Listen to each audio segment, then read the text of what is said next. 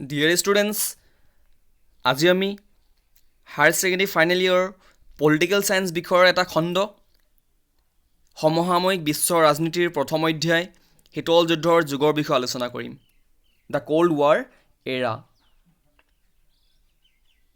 এই অধ্যায়টিত আমি বুজিবলৈ যত্ন কৰিম শীতল যুদ্ধ মানে কি হয়, শীতল যুদ্ধ কাৰ কাৰ মাজত হৈছিল, ইয়াৰ কাৰণসমূহ কি আছিল, লগতে শীতল যুদ্ধই সমসাময়িক ৰাজনীতিত বিশ্ব ৰাজনীতিত কিদৰে প্ৰভাৱ পেলাইছিল, এই আটাইবোৰ কথা আমি আলোচনা কৰিবলৈ যত্ন কৰিম। কিন্তু তাৰ আগতে আমি শীতল যুদ্ধ মানে কি তাৰ বিষয়ে জানিব লাগিব। শীতল যুদ্ধ মানে তোমালোকে কি বুলি ভাবা? আচলতে সাধাৰণভাৱে আমি যদি ক'বলৈ যাওঁ, শীতল যুদ্ধ মানে এনেকুৱা যুদ্ধ য'ত কোনো অস্ত্ৰ শস্ত্ৰৰ ব্যৱহাৰ নহয়, অৰ্থাৎ ই এটা ঠাণ্ডা যুদ্ধ, ই এটা cold war. It is not hot, it is still cold, হয়নে? কিন্তু কেনেকুৱা ধৰণৰ যুদ্ধক আমি শীতল যুদ্ধ ক'ব পাৰোঁ য'ত অস্ত্ৰ শস্ত্ৰৰ ব্যৱহাৰ নহয়, হয়নে? আমাৰ বিশ্ব ৰাজনীতিত এনেকুৱা এটা পৰিস্থিতিৰ সৃষ্টি হৈছিল য'ত এনেকুৱা ধৰণৰ শীতল যুদ্ধ সংঘটিত হৈছিল। এতিয়া আমি জানিব লাগিব শীতল যুদ্ধ শব্দটো কোনে ব্যৱহাৰ কৰিছিল। প্ৰথমে ইংৰাজীত কোল্ড ৱাৰ শব্দটো পোনপ্ৰথমে মাৰ্কিন সাংবাদিক ৱাল্টাৰ লিপমেনে 1947 চনত ব্যৱহাৰ কৰিছিল। তেখেতে কেনেকুৱা ধৰণৰ যুদ্ধক বুজাবলৈ শীতল যুদ্ধৰ ব্যৱহাৰ কৰিছিল? আচলতে 1939 চনৰ পৰা 1945 চনলৈকে কি হৈছিল, আমাৰ দ্বিতীয় বিশ্বযুদ্ধ হৈছিল। আৰু এই দ্বিতীয় বিশ্বযুদ্ধত দুটা শক্তি আছিল, তোমালোকে সকলোৱে গম পোৱা। এটা আছিল মিত্ৰ শক্তি বা মিত্ৰজোঁট, আনটো আছিল অক্ষীয় শক্তি। অক্ষীয় শক্তিত কোন আছিল? অক্ষীয় শক্তিত আছিল জাৰ্মানী, ইটালী আৰু জাপান। জাৰ্মানী, ইটালী আৰু জাপান। আৰু মিত্ৰজোঁটত আছিল America, Soviet union, Britain, France. আৰু 1945 চনত আমেৰিকা, ছোভিয়েট ইউনিয়ন, ব্ৰিটেইন আৰু ফ্ৰান্সে গোটেই মিলি পিনে জাৰ্মানী, ইটালী আৰু জাপানক পৰাস্ত কৰে, আৰু পৰাস্ত কৰি দ্বিতীয় বিশ্বযুদ্ধৰ সমাপ্তি ঘটায়। কিন্তু ইমান ধুনীয়াকৈ সমাপ্তি হোৱা নাছিল দ্বিতীয় বিশ্বযুদ্ধৰ। জাপানৰ হিৰোশ্বিমা আৰু নাগাচাকিত 1945 চনৰ আগষ্ট মাহত আমেৰিকাই আণৱিক বোমা, এটম বম বিস্ফোৰণ ঘটায়, আৰু সেইবাবে জাপানে আমেৰিকাৰ ওচৰত আত্মসমৰ্পণ কৰে। এনেদৰে দ্বিতীয় বিশ্বযুদ্ধৰ সামৰণি ঘটে। এতিয়া দ্বিতীয় বিশ্বযুদ্ধৰ শেষ হোৱাৰ ফলত বিশ্ব ৰাজনীতিত দুটা নতুন শক্তিৰ জন্ম হ'ল। বাকী যিমান দেশ আছিল, যেনে গ্ৰেট ব্ৰিটেইনৰ বহুত ডাঙৰ লছ হৈছিল। তেওঁলোকে গ্ৰেট ব্ৰিটেইনৰ অৰ্থনৈতিক অৱস্থা খুবেই শোচনীয় হৈছিল, খুবেই বেয়া হৈছিল। ফ্ৰান্সৰ একেই অৱস্থা। গতিকে ইয়াত দুখন ডাঙৰ দেশ আমেৰিকা আৰু ছোভিয়েট ইউনিয়ন, এই দুটা নতুন শক্তিৰ জন্ম হ'ল দ্বিতীয় বিশ্বযুদ্ধৰ পিছত। এতিয়া আমেৰিকা আৰু ছোভিয়েট ইউনিয়ন, এই দুটা নতুন শক্তি জন্ম হোৱাৰ ফলত এই দুটাৰ মাজত এতিয়া শক্তিৰ কাৰণে টনা আজোৰা চলিব। মানে কয় নহয়, এখন হাবিত কেৱল এটা সিংহই থাকিব, কেৱল এজন ৰজাহে থাকিব। গতিকে আমেৰিকা আৰু ছোভিয়েট ইউনিয়নৰ মাজত এতিয়া শক্তিৰ সংঘাত হ'ব। মানে কাৰ শক্তি বেছি, কাৰ আইডিয়া বেছি সবল, এই সম্পৰ্কত তেওঁলোকৰ সংঘাত সৃষ্টি হ'ব। অৰ্থাৎ আমি ক'ব লাগিব দ্বিতীয় বিশ্বযুদ্ধৰ ফলত বিশ্ব ৰাজনীতিত দুটা প্ৰধান শক্তিৰ জন্ম হয়। সেই শক্তি হৈছে আমেৰিকা আৰু ছোভিয়েট ইউনিয়ন। ঠিক আছে। এতিয়া এই দুই শক্তি কেনেকৈ ৰাইজ হ'ল, কেনেকৈ গা কৰি উঠিছিল? আমেৰিকাই যেতিয়া জাপানৰ নাগাচাকি আৰু হিৰোশ্বিমাত বোমা বিস্ফোৰণ কৰিলে, এটম বম যেতিয়া পেলালে, আমেৰিকাৰ ইয়াত কেৱল জাপানক যুদ্ধত পৰাস্ত কৰাৰ লক্ষ্য নাছিল, বৰঞ্চ কিছুমানে কয় যে আমেৰিকাই বিশ্বতে নিজৰ এটম বোমৰ শক্তি দেখাবলৈ বিচাৰিছিল, নিজৰ শক্তি প্ৰদৰ্শন কৰিব বিচাৰিছিল।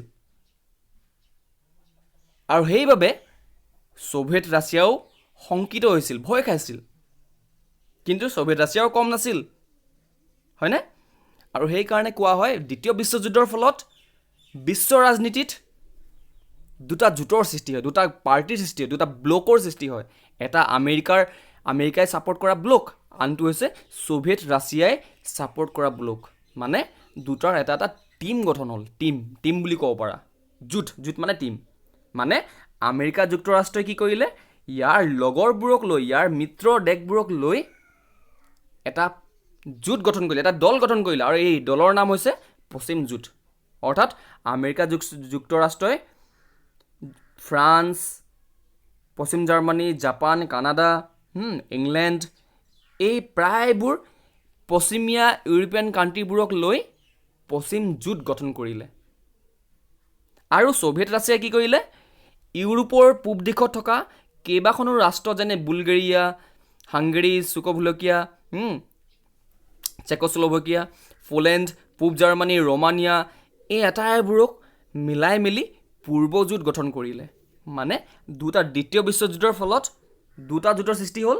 এটা আমেৰিকাৰ নেতৃত্ব লোৱা পশ্চিম জোঁট আৰু আনটো হৈছে ছোভিয়েট ৰাছিয়াই নেতৃত্ব লোৱা পূৰ্ব জোঁট বা পূব জোঁট, হয়নে? কিন্তু এই যুদ্ধ, এই দুখন দেশৰ মাজত, এই শীতল যুদ্ধ, এই দুখন দেশৰ মাজত অস্ত্ৰ শস্ত্ৰৰ সংঘাত নাছিল, বৰঞ্চ ই আছিল আদৰ্শৰ সংঘাতহে। মানে কেৱল আইডিয়াৰ সংঘাত। কিন্তু এই আইডিয়াৰ সংঘাত কৰিবলৈ যাওঁতে তেওঁলোকে যুদ্ধ কৰিছিল, কিন্তু নিজৰ মাজত নাছিল। এই যুদ্ধ আমেৰিকা আৰু ছোভিয়েট ইউনিয়নৰ মাজত নাছিল, বৰঞ্চ ইহঁতে নিজৰ সেই মিত্ৰ দেশবোৰৰ মাজত কাজিয়া লগাইছিল। আৰু সেই কাজিয়াক প্ৰক্সি ৱাৰ বুলি কয়। প্ৰক্সি ৱাৰ, বেলেগৰ হতুৱাই কাজিয়া লগাইছিল তেওঁলোকে। আমি ইয়াৰ বিষয়ে পিছত গম পাম। এতিয়া আমি এইটো জানিব লাগিব যে শীতল যুদ্ধ কি হয়। শীতল যুদ্ধ এটা ডাইৰেক্ট প্ৰত্যক্ষ যুদ্ধ নহয়, ই বৰঞ্চ আদৰ্শৰ সংঘাতে আছিল। It was a war of ideology. What kind of ideologies are there? তুমি ক'ব পাৰিবানে? আমেৰিকাই কি আদৰ্শক প্ৰতিনিধিত্ব কৰিছিল, আমেৰিকাই কি আদৰ্শ ভাল পাইছিল, আৰু ছোভিয়েট ৰাছিয়াই কি ধৰণৰ আদৰ্শ লৈছিল? আমি ক'ব লাগিব ইয়াত যে আমেৰিকাই পুঁজিবাদী, অৰ্থাৎ পুঁজিবাদী লগতে ডেম'ক্ৰেচি, গণতন্ত্ৰৰ ছাপৰ্ট কৰিছিল। আৰু ছোভিয়েট ৰাছিয়াত সাম্যবাদক ছাপৰ্ট কৰা হৈছিল। এতিয়া তোমালোকৰ কনফিউজন হ'ব ইয়াত। পুঁজিবাদ আৰু সাম্যবাদৰ মাজত পাৰ্থক্য কি আছে? চিম্পল কথাত, পুঁজিবাদে ফ্ৰী মাৰ্কেট অৰ্থাৎ মুক্ত অৰ্থনীতিক বেছি ভাল পায়। মানে বিজনেছমেন বা সকলো মানুহকে ফ্ৰীডম দিব বিচাৰে গণতন্ত্ৰত আৰু পুঁজিবাদত। কিন্তু সাম্যবাদত কি হয়? চৰকাৰী কণ্ট্ৰল হ'ব, তাত চৰকাৰী কণ্ট্ৰল, সকলো বিজনেছ, উৎপাদনৰ সকলো আহিলা চৰকাৰে কণ্ট্ৰল কৰিব, অৰ্থাৎ ৰাষ্ট্ৰই কণ্ট্ৰল কৰিব। ৰাষ্ট্ৰই সমতা স্থাপন কৰিব বিচাৰিব। সমতা মানে মানুহৰ মাজত সমতা স্থাপন কৰিব বিচাৰিব। গণতন্ত্ৰত সমতা হয়, কিন্তু গণতন্ত্ৰত ফ্ৰী কম্পিটিশ্যন আছে। যোনে যিমান পাৰে আগবাঢ়ি যাব পাৰে। তেনেকুৱা হ'লে কি হয়, কিছুমান মানুহ থাকি যায়, হয়নে? কিন্তু আমি ডেম'ক্ৰেচি এইটো এটা দুখ বুলি ক'ব পাৰোঁ, এটা গুণ বুলি ক'ব পাৰোঁ, হয়নে? কিন্তু আমি ক'ব লাগিব যে ইয়াত আমেৰিকাই পুঁজিবাদ আৰু গণতন্ত্ৰক সমৰ্থন কৰিছিল, আৰু ছোভিয়েট ৰাছিয়াই কমিউনিজিম অৰ্থাৎ সাম্যবাদক ছাপৰ্ট কৰিছিল। আৰু সেইকাৰণে কোৱা হয় শীতল যুদ্ধ দুটা আদৰ্শৰ মাজত হোৱা এটা যুদ্ধ। এতিয়া আমেৰিকাই প্ৰতিনিধিত্ব কৰিছে ৱেষ্টাৰ্ণ ব্লক, অৰ্থাৎ পশ্চিমীয়া বা পশ্চিম জোঁট আৰু বা পুঁজিবাদ, আৰু কমিউনিষ্ট ছোভিয়েট ৰাছিয়াই প্ৰতিনিধিত্ব কৰিছে সাম্যবাদ বা ইষ্টাৰ্ণ ব্লক বুলি ক'ব পাৰোঁ আমি, পূব জোঁট, হয়নে? এতিয়া চোৱা, মাৰ্কিন যুক্তৰাষ্ট্ৰ আৰু ইয়াৰ মিত্ৰ দেশসমূহ আছিল গণতন্ত্ৰ আৰু পুঁজিবাদৰ সপক্ষে, আৰু ছোভিয়েট সংঘ আৰু তাৰ মিত্ৰ দেশসমূহ আছিল সাম্যবাদ বা সমাজতন্ত্ৰপন্থী। মানে মাৰ্কিন যুক্তৰাষ্ট্ৰসকলে বিশ্বাস কৰিছিল যে ব্যক্তিৰ উন্নতি কৰিলেহে সমাজৰ উন্নতি হ'ব, কেৱল ব্যক্তিৰ স্বাধীনতাৰ ওপৰত বেছি গুৰুত্ব দিছিল। কিন্তু ছোভিয়েট ৰাছিয়াই গুৰুত্ব দিছিল সমাজৰ উন্নতিৰ কাৰণে, এনেকুৱা ধৰণৰ আদৰ্শ। কিন্তু আচলতে আদৰ্শটো অলপ ভিন্ন হৈ যায় ৰিয়েলিটিত, মানে গ্ৰাউণ্ডত আদৰ্শ মতে নচলে, তাত বেলেগ হৈ যায়। আমি যি কি নহওক, আমি ইমান ভিতৰলৈ নাযাওঁ। আমি জানিব লাগিব যে আমেৰিকাই পুঁজিবাদক সমৰ্থন কৰিছিল আৰু ছোভিয়েট ৰাছিয়াই সাম্যবাদক সমৰ্থন কৰিছিল, আৰু সেইকাৰণে দুটাৰ আদৰ্শৰ মাজত সংঘাত হৈছিল। তেওঁলোকে ওচৰ পাজৰে থকা ওচৰ চুবুৰী যিমান ৰাষ্ট্ৰ আছে গোটেইখিনিক নিজৰ আদৰ্শত আনিব বিচাৰিছিল, নিজৰ আদৰ্শৰ অনুগামী কৰিব বিচাৰিছিল। মানে ছোভিয়েট ৰাছিয়াই পূৰ্বৰ ইউৰোপিয়ান কাণ্ট্ৰি যিমান আছে, ইউৰোপিয়ান কাণ্ট্ৰি গোটেইখিনিক সাম্যবাদী চৰকাৰ প্ৰতিষ্ঠা কৰিব বিচাৰিছিল। তেনেদৰে আমেৰিকাও ওচৰ চুবুৰীয়া গোটেই ৰাষ্ট্ৰবোৰত আমেৰিকাৰ দৰে গণতন্ত্ৰ প্ৰতিষ্ঠা কৰিব বিচাৰিছিল। গতিকে আমি ইয়াত জানিব লাগিব। কিন্তু ইয়াত আমি এই লেচনটো আমি পঢ়িবলৈ যাওঁতে আমি আমেৰিকাক আমাক হিৰ' যেন লাগে, কিন্তু আচলতে আমি কোনো পক্ষকে আমি হিৰ' বুলি ক'ব নোৱাৰোঁ। ইয়াৰ ঢেৰ কাৰণ আছে, আমি ইয়াৰ বিষয়ে পিছত কথা পাতিম, ঠিক আছে। এতিয়া আমি জানিব লাগিব যে শীতল যুদ্ধ হৈছে দুটা আদৰ্শ যুদ্ধ, পুঁজিবাদ আৰু সাম্যবাদৰ মাজত যুদ্ধ। এতিয়া শীতল যুদ্ধ মানে কি আমি এতিয়া আৰু ভালদৰে পঢ়িবলৈ যত্ন কৰিম, ঠিক আছে। এতিয়া শীতল যুদ্ধ, ইংৰাজীত ক'ল্ড ৱাৰ, হৈছে দ্বিতীয় বিশ্বযুদ্ধৰ পৰৱৰ্তী সময়ত আমেৰিকা যুক্তৰাষ্ট্ৰ আৰু ইয়াৰ মিত্ৰশক্তি আৰু ছোভিয়েট সংঘ আৰু ইয়াৰ মিত্ৰশক্তিৰ মাজত থকা ৰাজনৈতিক আৰু সামৰিক উত্তেজনাপূৰ্ণ অৱস্থা। মানে দ্বিতীয় বিশ্বযুদ্ধৰ পাছত আমেৰিকা যুক্তৰাষ্ট্ৰ আৰু ইয়াৰ মিত্ৰ দেশসমূহৰ লগত ছোভিয়েট সংঘ আৰু মিত্ৰসমূহৰ মাজত থকা এটা উত্তেজনাপূৰ্ণ অৱস্থা। মানে আমেৰিকা আৰু আমেৰিকাৰ পাৰ্টি আৰু ছোভিয়েট সংঘৰ পাৰ্টিৰ মাজত এটা উত্তেজনাপূৰ্ণ অৱস্থা, ৰাজনৈতিক উত্তেজনা, উত্তেজনা মানে টেনশ্যন, ৰাজনৈতিক টেনশ্যন আৰু মিলিটেৰী টেনশ্যন।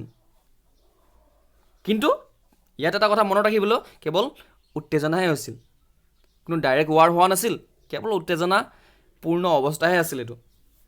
অৱশ্যে তাত কিন্তু প্ৰক্সি ৱাৰ আছিল। কিয় শীতল যুদ্ধ বুলি কোৱা হয়? দুই পক্ষৰ মাজত মুকলিকৈ কোনো যুদ্ধ হোৱা নাছিল, সেইকাৰণে এই যুদ্ধক শীতল যুদ্ধ বুলি কোৱা হৈছিল। কোনো দিনেই আমেৰিকা আৰু ছোভিয়েট ইউনিয়নৰ মাজত মুকলিকৈ যুদ্ধ হোৱা নাছিল, সেইকাৰণে এই যুদ্ধক শীতল যুদ্ধ বুলি কোৱা হয়। কিন্তু প্ৰক্সি যুদ্ধ হৈছিল, মানে আমাৰ এছিয়াৰ কোৰিয়া, ভিয়েটনাম আৰু আফগানিস্তানত কি কৰিলে, দুয়ো শক্তিয়ে নিজৰ শক্তি প্ৰদৰ্শন কৰিব বিচাৰিছিল, দুয়ো দেশে নিজৰ কণ্ট্ৰল কৰিব বিচাৰিছিল। সেইকাৰণে এই তিনিখন দেশত প্ৰক্সি যুদ্ধ হৈছিল। আমেৰিকাই যুদ্ধ কৰাইছিল ইয়াত, আমেৰিকা আৰু ছোভিয়েট ইউনিয়নে। উত্তৰ কোৰিয়া, দক্ষিণ কোৰিয়া এতিয়া আছে ন তোমালোকৰ কোৰিয়া, তোমালোকে গম পোৱা কোৰিয়াত কোন আছিল, কিম জং উন আছে, আৰু এইপিনে তোমাৰ চাউথ কোৰিয়া, নৰ্থ কোৰিয়া আছে, হয়নে? তোমালোকক মই দেখাইছোঁ এটা কোৰিয়া এনেকুৱা আছিল, হয়নে? এনেকুৱা দেখিবলৈ অলপ এনেকুৱা আকৃতি। আৰু কোৰিয়াৰ উত্তৰ কোৰিয়া আছিলে ছোভিয়েট ইউনিয়নে ছাপোৰ্ট কৰা, আৰু দক্ষিণ কোৰিয়া আছিলে আমেৰিকা ছাপোৰ্ট কৰে। এইপিনে আমেৰিকা ছাপোৰ্ট, এইপিনে ছোভিয়েট ৰাছিয়া ছাপোৰ্ট কৰে। গতিকে দুখন এই কোৰিয়াক দুভাগত বিভক্ত কৰা হ'ল। কোৰিয়াৰ উত্তৰ ভাগ আৰু দক্ষিণ ভাগৰ মাজত এতিয়াও কাজিয়া চলি আছে। ইয়াৰ মূল কাৰণ সেই তেতিয়াই আমেৰিকা আৰু যুক্তৰাষ্ট্ৰৰ ইয়াৰ পলিটিক্স চলি আছিল। গতিকে ভিয়েটনামো তেনেকুৱা, আফগানিস্তানতো তেনেকুৱাই হ'ল। দুই পক্ষই কি কৰিলে, মানে আমেৰিকা আৰু ছোভিয়েট ৰাষ্ট্ৰই তাত যুদ্ধ সংঘটিত কৰালে। গতিকে তেওঁলোকে নিজৰ দেশত কেতিয়াও যুদ্ধ কৰা নাছিল, বৰঞ্চ বেলেগ, তেওঁলোকে জানে যে যুদ্ধ কৰিলে আমাৰ লোকচান হ'ব। গতিকে তেওঁলোকে কি কৰিছিলে, তেওঁলোকে বেলেগ দেশত যুদ্ধ কৰিছিল, বেলেগৰ হতুৱাই, নিজে কেতিয়াও যুদ্ধ কৰা নাছিল। তাক প্ৰক্সি যুদ্ধ বুলি কোৱা হয়। গতিকে আমি ক'ব পাৰোঁ যে শীতল যুদ্ধৰ এটা অন্যতম বৈশিষ্ট্য হৈছে প্ৰক্সি যুদ্ধ, ঠিক আছে।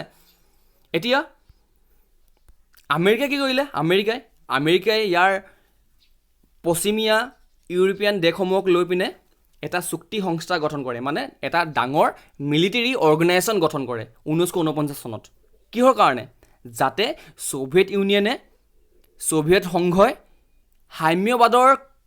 সাম্যবাদৰ কবলত সকলো দেশক আনিব নোৱাৰে। মানে ছ'ভিয়েট ৰাছিয়াই ইয়াৰ ওচৰে পাঁজৰে যিমান দেশ আছিলে গোটেইখিনিক সাম্যবাদৰ কবলত আনিব বিচাৰিছিল, সাম্যবাদৰ অধীনত আনিব বিচাৰিছিল, মানে সাম্যবাদ প্ৰতিষ্ঠা কৰিব বিচাৰিছিল। আৰু আমেৰিকাই ইয়াক লৈ ভয় খাইছিল। সেইকাৰণে আমেৰিকাই কি কৰিলে, ইয়াৰ মিত্ৰ দেশবোৰক লৈ পিনে উত্তৰ আটলাণ্টিক চুক্তি সংস্থা গঠন কৰে 1949 চনত। মানে ইংৰাজীত ইয়াক নেটো বুলি কোৱা হয়, নৰ্থ আটলাণ্টিক ট্ৰিটি অৰ্গেনাইজেশ্যন বুলি কোৱা হয়। আৰু এই নেটোৰ কাৰ্যালয় আছে বেলজিয়ামৰ ব্ৰাছেলছত। আৰু নেটোৰ এটা চুক্তি আছিল যে যদি কোনোবাই নেটোৰ অধীনত কোনোবা এখন দেশক যদি আক্ৰমণ কৰে, তেতিয়াহ'লে আমেৰিকাই আৰু গোটেই তাৰ পাৰ্টি সদস্য মিলি সেই শক্তিক, সেই তোমাৰ শত্ৰুক কি কৰিব, আক্ৰমণ কৰিব। মানে ইটোৱে আনটোক সহায় কৰিম বুলি তেওঁলোকে চুক্তি কৰিলে। যদি তোমাৰ ওপৰত এটেক হ'ব, আমিও তোমাক হেল্প কৰিম, যদি মোৰ ওপৰত এটেক হ'ব, তোমালোকে গোটেইখিনি মিলি পিনে মোক হেল্প কৰিবা, এনেকুৱা ধৰণৰ চুক্তি হৈছিল। গতিকে নেটো আছিল এক মিলিটেৰী অৰ্গেনাইজেশ্যন, এটা সামৰিক এটা সংস্থা, যিয়ে ছ'ভিয়েট ৰাছিয়াক কি কৰিব বিচাৰিছিল, কাউণ্টাৰ কৰিব বিচাৰিছিল, মানে প্ৰতিহত কৰিব বিচাৰিছিল। ঠিক তেনেদৰে ছ'ভিয়েট ৰাছিয়াও মনে মনে নাথাকিব এতিয়া। ছ'ভিয়েট ৰাছিয়াও কি কৰিলে, ছ'ভিয়েট ৰাছিয়াও নিজৰ মিত্ৰ দেশবোৰক লৈ, নিজৰ পূবত থকা সকলো পূবফালে থকা প্ৰায়বোৰ ইউৰোপীয়ান দেশসমূহক লৈ ছ'ভিয়েট ৰাছিয়াই কি কৰিলে, এটা চুক্তি কৰিলে, ৱাৰ্ছ' পেক্ট। এইটো এটা মিলিটেৰী অৰ্গেনাইজেশ্যনে আছিল, সামৰিক চুক্তিয়ে আছিল, ঠিক একেধৰণৰ আছিল। আৰু ইয়াৰ কাৰ্যালয় আছিল পলেণ্ডত। গতিকে আমেৰিকাই নেটো গঠন কৰিলে, আৰু নেটোক দেখি মেলি, নেটো গঠন হোৱা দেখি ছ'ভিয়েট ৰাছিয়াই ভয় খাই ৱাৰ্ছ' পেক্ট গঠন কৰে। আৰু এই ৱাৰ্ছ' পেক্টৰ কাৰ্যালয় আছিল পলেণ্ডত। ঠিক আছে। এতিয়া আমেৰিকাই কেৱল ইউৰোপীয়ান কাণ্ট্ৰিবোৰৰ মাজত নিজৰ প্ৰভাৱ বিস্তাৰ কৰা নাছিল, বৰঞ্চ আমেৰিকাই কি কৰিছিল, আমেৰিকাই আমাৰ এছিয়াটো, আমাৰ দক্ষিণ পূব এছিয়াটো আমেৰিকাই নিজৰ প্ৰভাৱ বিস্তাৰ কৰিব বিচাৰিছিলে। বুজি পালা? এতিয়া আমেৰিকাই কি কৰিলে, আমাৰ দক্ষিণ পূব এছিয়াত প্ৰভাৱ বিস্তাৰ কৰিবলৈ চিটো গঠন কৰে। চিটো মানে south east Asian treaty organisation, অৰ্থাৎ দক্ষিণ পূবৰ কিছুমান দেশক লৈ এটা নতুন এছিয়াত এটা নতুন তেওঁলোকে দল গঠন কৰিলে, দল বুলি ক'ব পাৰা। চিটো, যাক কোৱা হয় চিটো, দক্ষিণ পূব এছিয়া চুক্তি সংস্থা। তেনেদৰে চেণ্ট্ৰেল এছিয়াত, মানে মধ্য এছিয়াত, য'ত ইৰাক, ইৰাণ, ছৌদি আৰবিয়া আছে, সেইবোৰ কিছুমান দেশক লৈ পিনে পশ্চিম এছিয়াৰ লগত মিলি পিনে আৰু এটা নতুন জোটবন্ধন গঠন কৰিছিল, যাৰ নাম আছিল চেণ্টো, কেন্দ্ৰীয় চুক্তি সংগঠন, চেণ্ট্ৰেল ট্ৰিটি অৰ্গেনাইজেশ্যন। ঠিক আছে। মানে আমেৰিকাই নিজৰ প্ৰভাৱ বিস্তাৰ কৰিবলৈ কেৱল ইউৰোপৰ মাজত তেওঁলোকে নিজৰ মিলিটেৰী অৰ্গেনাইজেশ্যন গঠন কৰা নাছিল, বৰঞ্চ এছিয়া মহাদেশতো আহি তেওঁলোকে এনেকুৱা ধৰণৰ অৰ্গেনাইজেশ্যন গঠন কৰিছিল, যেনে চিটো আৰু চেণ্টো। মনত ৰাখিবা তোমালোকে। আজি ইমানে। আজিলৈ তোমালোকে পুনৰবাৰ ৰিভাইজ কৰিবা, মই আৰু এবাৰ তোমালোকক ৰিভিজন কৰাই দিছোঁ। এতিয়া শীতল যুদ্ধ মানে কি বুলি ক'ব পাৰা তোমালোকে? শীতল যুদ্ধ হৈছে এটা আদৰ্শৰ যুদ্ধ। It is an war of ideology. ঠিক আছে। Ideology of communism and democracy. মানে শীতল যুদ্ধ হৈছে আদৰ্শৰ সংঘাত, পুঁজিবাদ আৰু সাম্যবাদৰ মাজত এটা আদৰ্শগত সংঘাত। দ্বিতীয় বিশ্বযুদ্ধৰ ফলত গোটেই বিশ্ব ৰাজনীতিত দুটা প্ৰধান ছুপাৰ পাৱাৰে, প্ৰধান শক্তিয়ে গা কৰি উঠিছিল। ইয়াৰ দুটা শক্তি আছিল আমেৰিকা যুক্তৰাষ্ট্ৰ আৰু ছোভিয়েট ইউনিয়ন। আমেৰিকা যুক্তৰাষ্ট্ৰই ছাপোৰ্ট কৰিছিল, সমৰ্থন কৰিছিল গণতন্ত্ৰ আৰু পুঁজিবাদক, আৰু সাম্যবাদে সমৰ্থন কৰিছিল, ছোভিয়েট ইউনিয়নে সমৰ্থন কৰিছিল কাক? সাম্যবাদক। গতিকে এই দুটা আদৰ্শৰ মাজত সংঘাতৰ সৃষ্টি হৈছিল। তেওঁলোকে ইউৰোপীয়ান দেশসমূহৰ মাজত নিজৰ প্ৰভাৱ বিস্তাৰ কৰিব বিচাৰিছিলে, এছিয়াৰ দেশসমূহৰ মাজত তেওঁলোকে নিজৰ প্ৰভাৱ বিস্তাৰ কৰিব বিচাৰিছিলে। ইটোৱে আনটোক দেখি তেওঁলোকে মিলিটেৰী অৰ্গেনাইজেশ্যনো গঠন কৰিছিল। নেটো, লগতে চেণ্টো, চিটো কোনে গঠন কৰিছিল? আমেৰিকাই। আৰু ছোভিয়েট ইউনিয়নে কি গঠন কৰিছিলে? ৱাৰ্ছ' পেক্ট। মনত ৰাখিবা। আজিলৈ ইমানে। Thank you, bye by.